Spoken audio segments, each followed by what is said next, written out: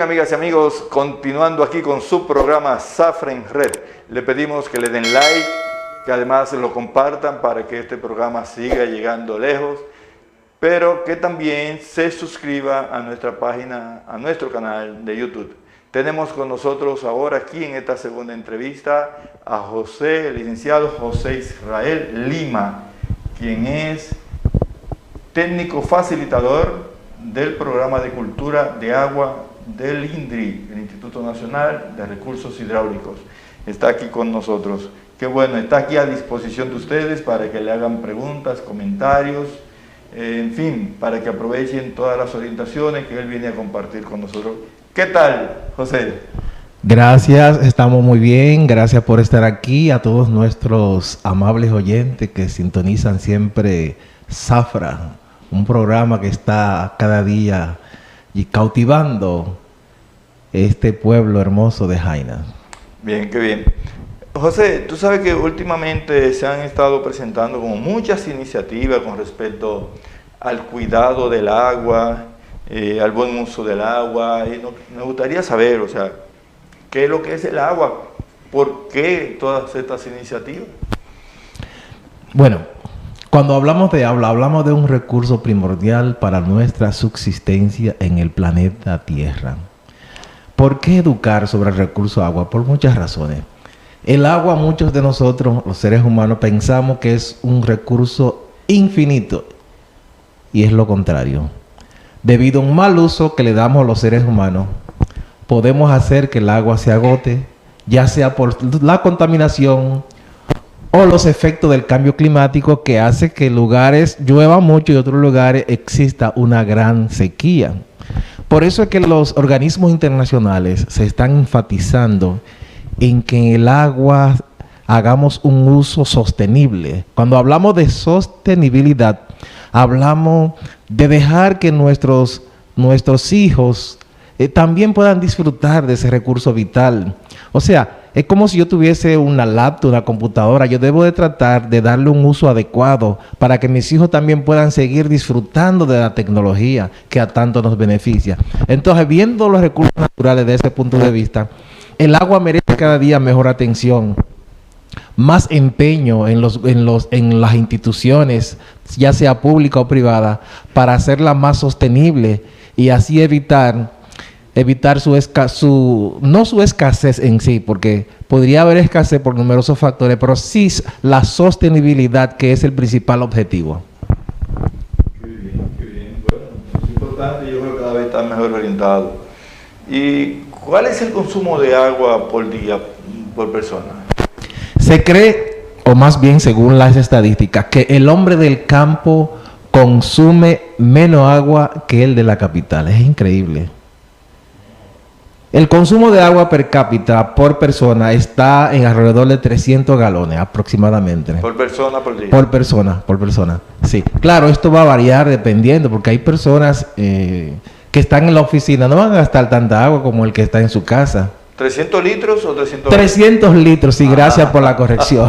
Sí, okay. 300 litros. Dando a entender, eso viene a ser aproximadamente 100 galones. Sí, hasta más todavía, pero ese es el promedio. Pero lo más importante es saber que nosotros somos un país rico en agua. Ahora, el hecho de que seamos un país rico en este recurso no significa que no vamos a hacerla sostenible o no vamos a darle el uso adecuado que merecen. Es lo contrario, mientras mayor riqueza yo tengo, yo debo administrarla de forma sabia, porque administrándola de forma sabia, yo voy a poder disponer de lo que quedan. Por ejemplo, si yo tengo 1,000 pesos en el banco, como le digo en mis charlas, tengo un problema, yo saco 100, pero me quedan 999, 900, con eso yo resuelvo para los demás desafíos. Así mismo tenemos que ver con el agua. O sea, si yo uso el agua, estoy lavando, estoy fregando, espérate, yo estoy enjaguando los platos, voy a cerrarla. Y así voy a permitir que esa agua que no estoy usando en esos momentos le llegue a otro. Recuerden que el agua llega por presión en las tuberías. Entonces, ¿cuándo se puede decir? Porque la gente consume agua, pero a veces no estamos seguros de que el agua que estamos consumiendo está apta para garantizar nuestra salud. ¿Cuándo el agua realmente es potable? Y si realmente tenemos agua potable en algún momento. Excelente, el agua debe cumplir con los parámetros. Cuando hablamos de agua potable, estamos hablando de un agua que está en condiciones para ser ingerida o para darle un uso específico. Ahora bien, el agua puede estar limpia, Eugenio, y estar contaminada, porque hay los elementos que contiene que no se ven a simple vista, pero que están ahí. O sea, el agua está en condiciones óptimas cuando ha pasado por un proceso, por ejemplo, de cloración, su pH en el estándar de 7.4 o 7.5. La turbidez del agua también es un factor importante, y muchas veces el agua pudiese estar hasta un poco turbia y está en condiciones óptimas para consumo. Pero es necesario que el agua esté en óptimas condiciones, porque no hay un recurso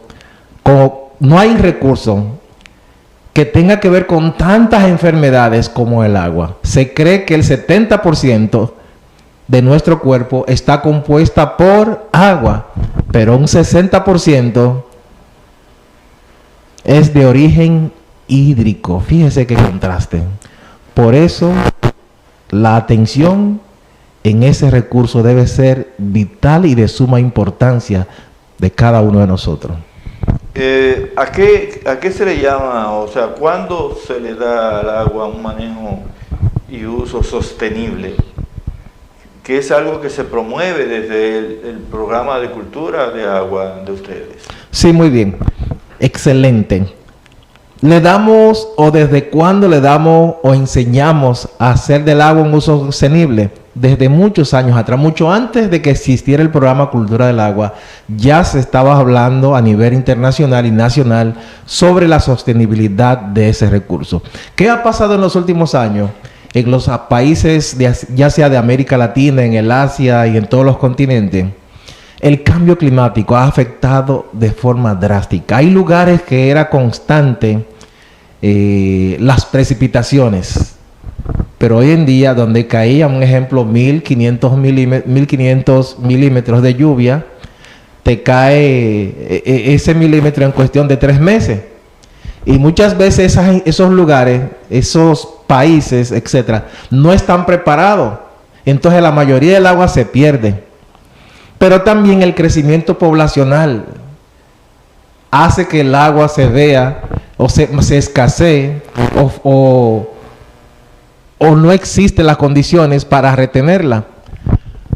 ¿Desde cuándo se está hablando de ese tema? Vuelvo y caigo en lo que dije al principio. Desde hace mucho, pero muchos años. Desde que empezamos a ver que sin agua, como es un recurso estratégico, no podemos estar ajeno a algo que nos proporcione tanto beneficio como es el agua. Y me pregunto, ¿por qué hay algunas zonas donde se le garantiza el derecho al agua y hay otras zonas, otras poblaciones a las que simplemente no se le invierte para que puedan disfrutar no solo de agua, sino de agua potable? Hay varios obstáculos, vamos a decir. Hay lugares que tienen pendiente. Y no es lo mismo cuando tú tienes el factor gravedad o desnivel, que tú puedas conectar una tubería y el agua te baja por gravedad, que subirla a presión. También puede hacer que en el subsuelo las condiciones no están favorables. O también lugares donde se haya hecho invasiones, de repente estaba en blanco y tú ves una cantidad de gente, ¿qué va a pasar? Van a reclamar agua. Entonces, yo creo que eso es uno de los factores que inciden, de los tantos que conocemos. Y en una población, una comunidad como Jaina, ¿qué es lo que se requiere para que Jaina pueda tener su acueducto y disfrutar de agua potable? Jaina es uno de los lugares privilegiados para tales condiciones. Tiene el río Jaina, tiene el río Nizao, que le pasa en la parte sur, y tiene mucha agua en el subsuelo, de acuerdo a los estudios hasta donde hemos analizado e investigado. Pero ¿qué sucede?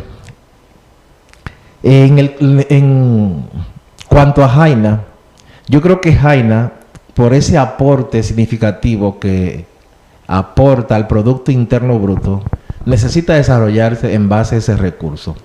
Fíjese, ninguna nación, ningún pueblo puede desarrollarse sin ese preciado recurso. Por eso le dicen recurso estratégico para el desarrollo de los pueblos. O sea, la institución, más bien Jaina, tiene todas las condiciones. Es cuestión de accionar de las autoridades competentes para que tengan ese recurso en calidad y cantidad.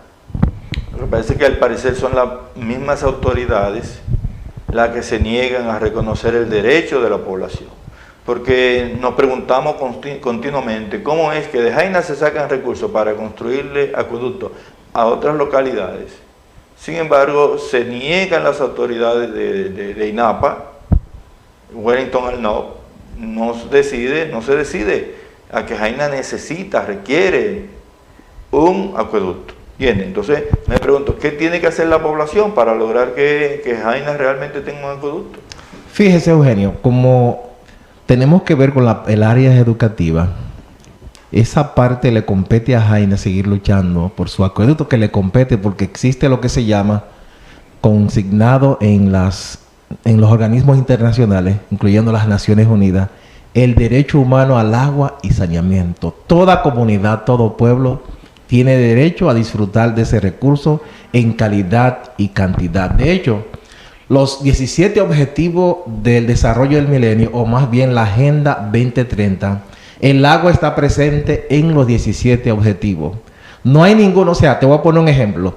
El 11 dice ciudades y comunidades sostenibles. Ahora, ¿cómo tú puedes tener una comunidad con sostenibilidad si no le provee un recurso vital como el agua? El 6 nos dice agua limpia y saneamiento.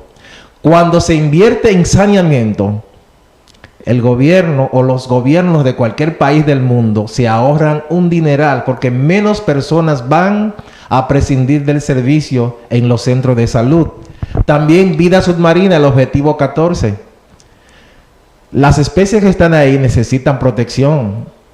Por eso hacemos énfasis en la contaminación de nuestras aguas, la no contaminación, porque es como estamos dentro de un ecosistema. Si hacemos daño, afectamos en un lugar, en otro lugar lo siente, porque los ecosistemas no están separados, no son interdependientes, están unidos. Dice Bianca Melissa que hay que tomar en cuenta que algo que afecta la potabilidad del agua es que los acuíferos están contaminados debido al mal manejo de las aguas residuales. Qué bueno. Los acuíferos están contaminados debido al mal manejo de las aguas residuales. Volvamos a caer en el saneamiento. Saneamiento nos implica todo. Todos debemos de velar. Mira, oye lo que pasa. En las comunidades existen elementos que hablan y hablan, pero ellos no se integran. En las comunidades, todas las juntas de vecinos, todo el que influye, deben de velar de que haya un saneamiento adecuado. Eso se logra, eso se puede. Recuerden que debajo hay venas subterráneas. Es necesario también medir la calidad del agua subterránea. ¿Por qué hay que medirla? Porque las aguas se contaminan a través de los desechos, de los, ya sea de apartamentos, de la misma vivienda. Usted sabe que no hay un control estricto al respecto. Pero ya que el agua está ahí, no sabemos a plenitud qué tipo de contaminación pudiera tener. Lo que tenemos es que monitorear la calidad de esas aguas y evitar ciertos tipos de enfermedades. Bueno, amigas y amigos, muchísimas gracias por estar aquí con nosotros. Le pedimos que le den like a esta transmisión, que la compartan y que se suscriban a nuestro canal de YouTube. Muchísimas gracias por estar hoy con nosotros. Les invitamos a que el próximo miércoles no se pierdan el manjar que tenemos también, igual que hoy. Vamos a darle las gracias a nuestro amigo, el licenciado José Israel Lima, quien es técnico facilitador del programa de cultura de agua del Instituto Nacional de Recursos Hidráulicos, INDRI. Muchísimas gracias, José. Gracias a usted, Eugenio. Bien.